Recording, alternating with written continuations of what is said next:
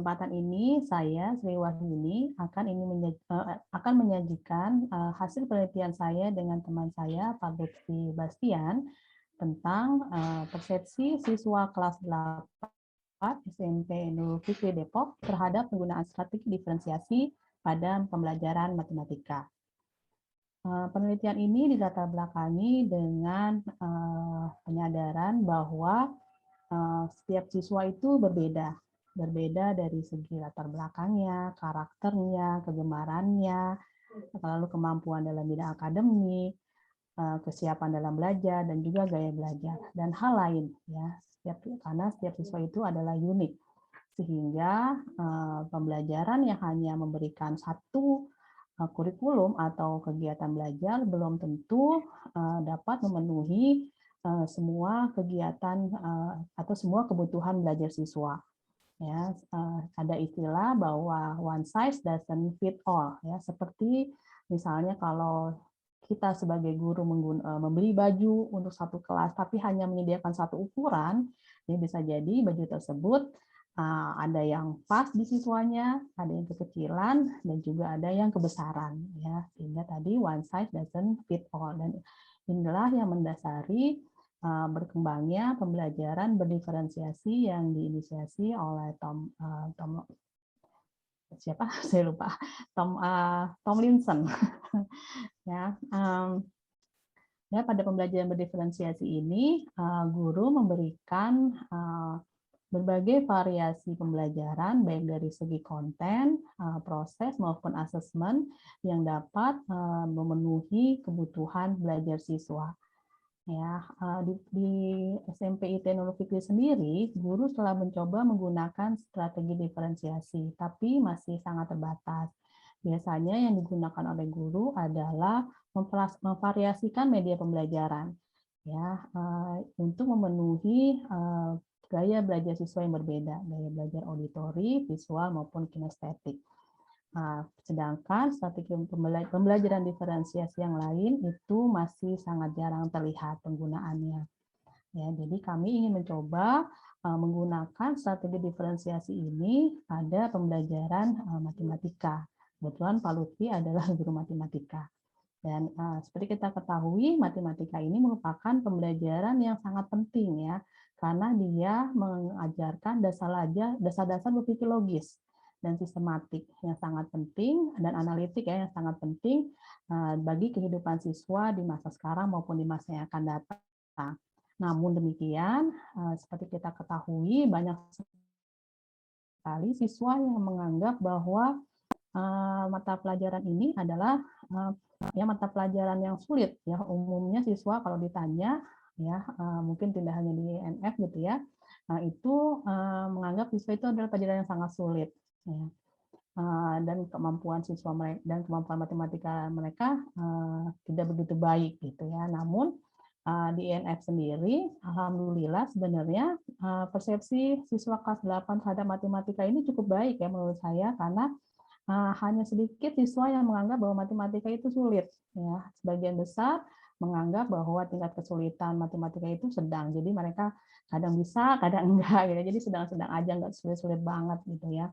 Dan juga ada sebagian siswa yang menganggap bahwa matematika itu adalah pelajaran yang mudah karena biasanya mereka memang senang dengan pelajaran matematika seperti itu.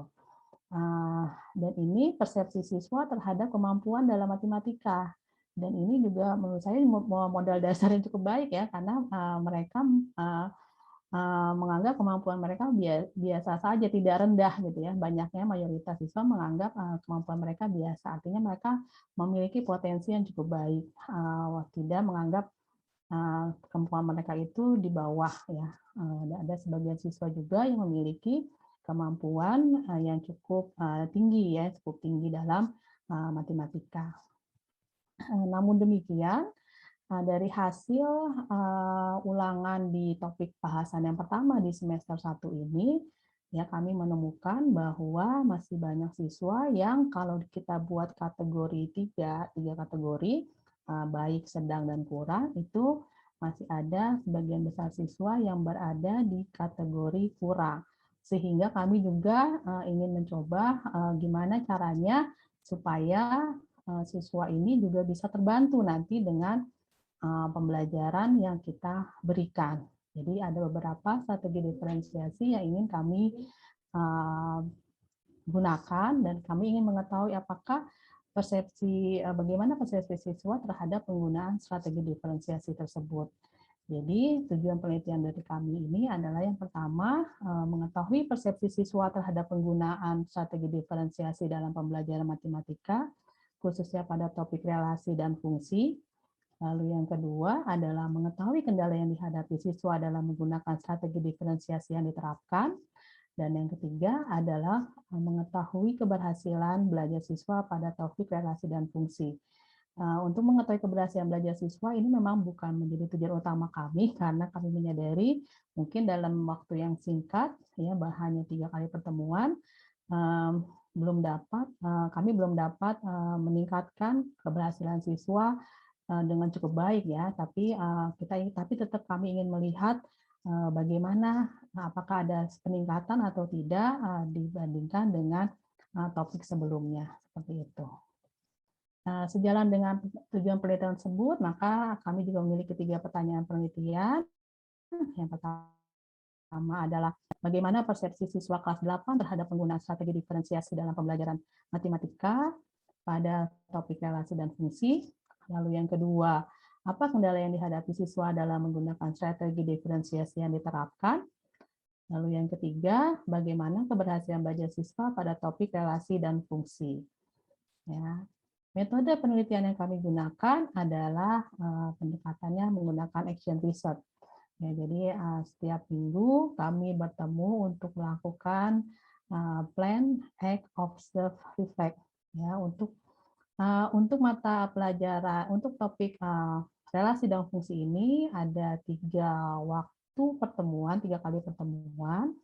Dan setiap pertemuan itu, setelah pertemuan kami melakukan refleksi apa yang harus diperbaiki, apa yang pilihan-pilihan strategi diferensiasinya juga kami lakukan berdasarkan hasil refleksi tersebut. Gitu ya. Jadi pada pertemuan pertama, strategi diferensiasi yang kami coba perkenalkan ke siswa itu adalah vocabulary word, jadi semacam graphic organizer untuk memperkenalkan kosakata. Tapi ada sedikit modifikasi yang kami harus gunakan. Lalu think pair share dengan kelompok yang ditentukan oleh guru. Kemudian ada juga refleksi. Strategi di pertemuan kedua kami menggunakan think pair share juga, tapi kali ini pemilihan kelompoknya itu kami bebaskan kepada siswa. Ya, kami hanya menentukan ketua dari setiap kelompok, ya. Kemudian anggota-anggotanya siswa bebas memilih, gitu.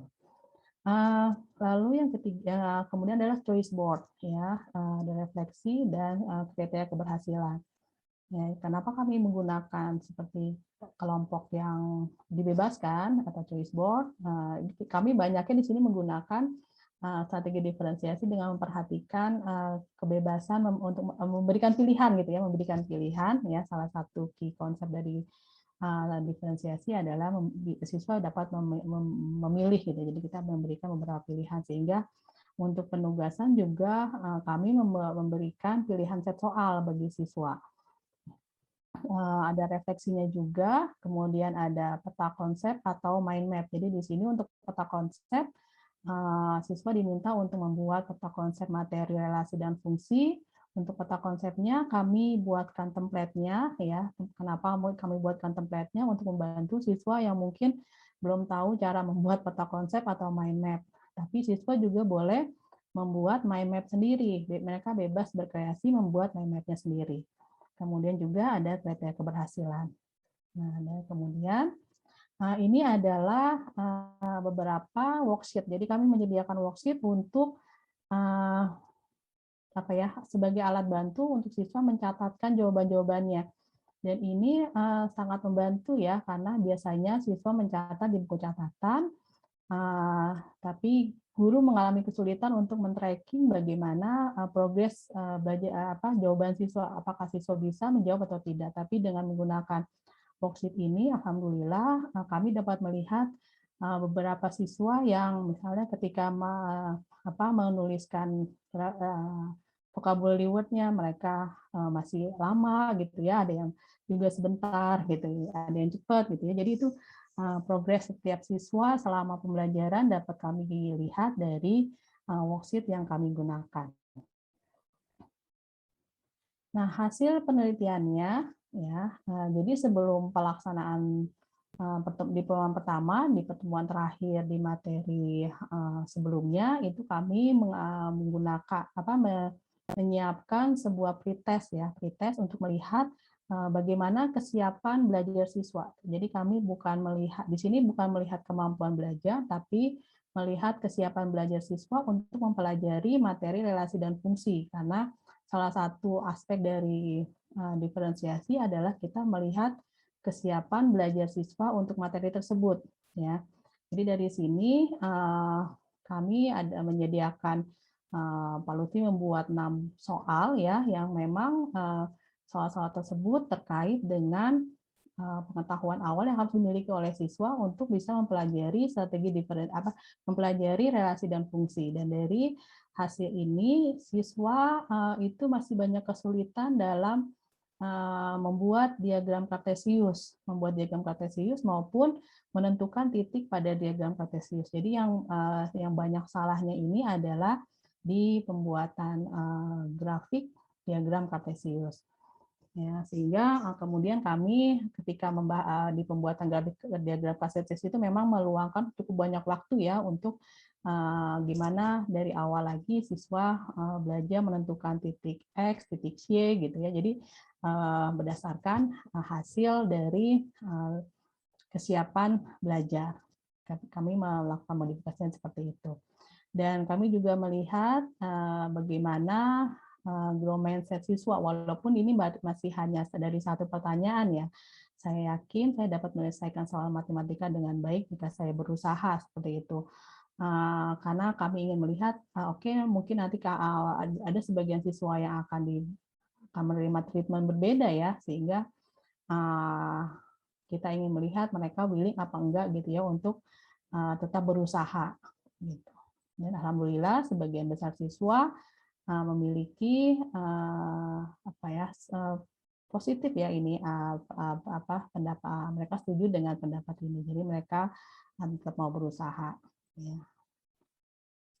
Hasil penelitiannya kami akan bahas satu persatu berdasarkan pertanyaan penelitiannya. Untuk pertanyaan pertama, bagaimana persepsi siswa kelas 8 terhadap penggunaan strategi diferensiasi dalam pembelajaran matematika pada topik relasi dan fungsi?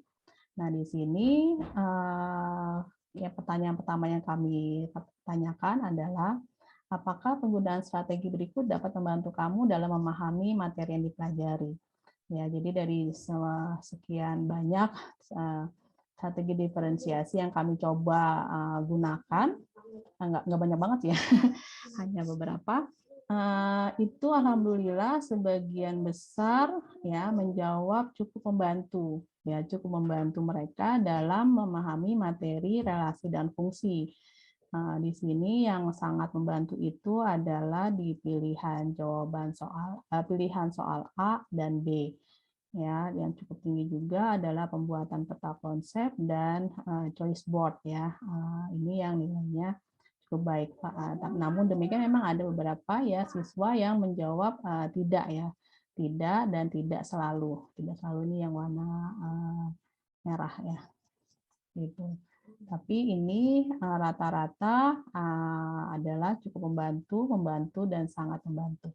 Dan sangat membantu ini dari tim Pershare ya, karena memang anak-anak dari hasil refleksinya untuk tim Pershare mereka sangat terbantu ketika nggak tahu dan bisa berdiskusi dengan temannya ketika dalam belajar seperti itu.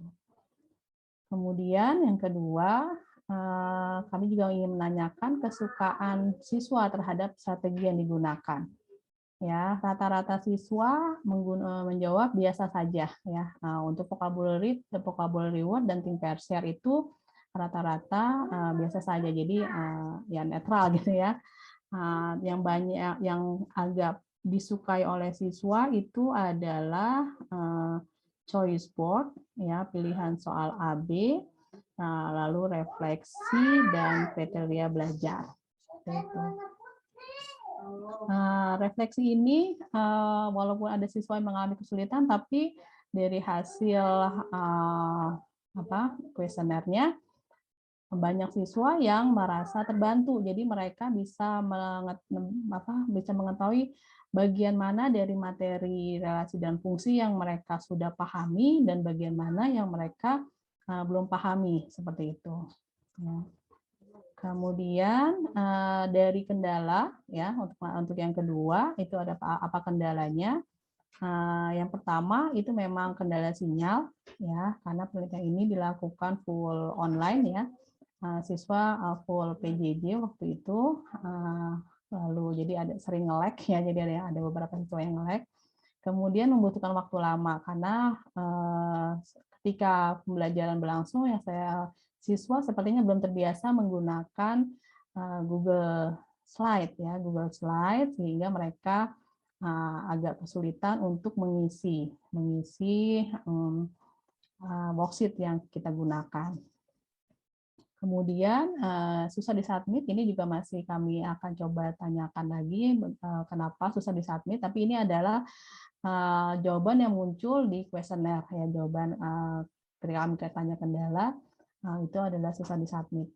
Kemudian kesulitan dalam menuliskan jawaban, jadi terutama untuk menuliskan jawaban seperti membuat diagram relasinya, ya siswa mengalami kesulitan dalam menuliskan jawabannya. Lalu ada siswa yang masih bingung, ya. Jadi mungkin di sini yang muncul tidak clear, ya dalam pemberian instruksi atau kurang memahami instruksi yang diberikan. Lalu ketika tim pair share, ya ada siswa yang menuliskan kurang komunikatif, ya jadi mungkin masih lebih banyak diam-diaman, ya ketika dalam diskusi kelompoknya. Jadi komunikasinya masih kurang. Kemudian ketika melakukan refleksi, mereka terkadang susah untuk susah terpikir, ya apa ya gitu, ya. Jadi karena memang refleksi ini sepertinya baru digunakan kembali gitu, ya. Jadi siswa belum terbiasa melakukan refleksi.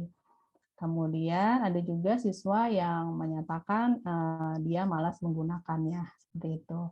Ya, jadi ini adalah tapi banyak siswa yang mengatakan juga mereka tidak mengalami kendala. Ya, ini adalah sebagian dari kategorisasi dari siswa yang mengalami kendala. Jadi ada 8, ya, 8 utama yang ditemukan dari hasil kuesioner siswa. Kemudian dari hasil belajarnya, ya kami di sini yang pertama itu memang ingin melihat apakah penggunaan strategi diferensiasi ini meningkatkan kepercayaan diri siswa, gitu ya.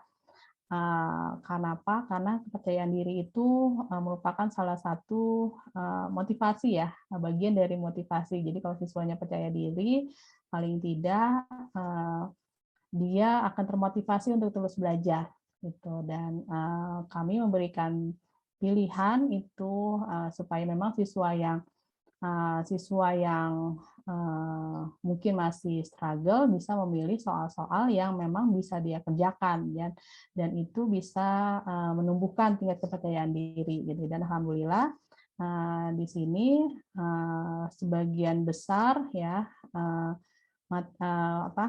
siswa berpendapat bahwa strategi yang digunakan itu cukup membantu meningkatkan kepercayaan diri mereka dalam mengerjakan soal matematika, khususnya di topik relasi dan fungsi. Gitu. Jadi cukup banyak, ya.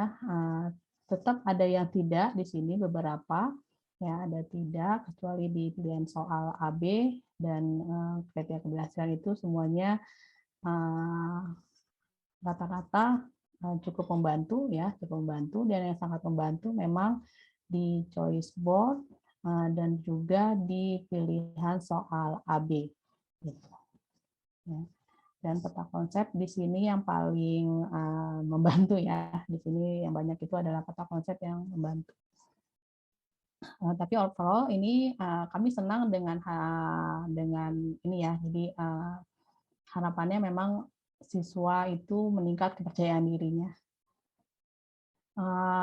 Dan ini adalah persepsi siswa terhadap tingkat pemahaman. Ya, ini kami lihat dari tujuan pembelajaran. Jadi kemarin Pak Lutfi itu ada untuk materi relasi dan fungsi ini ada 5 tujuan pembelajaran yang ingin dia capai.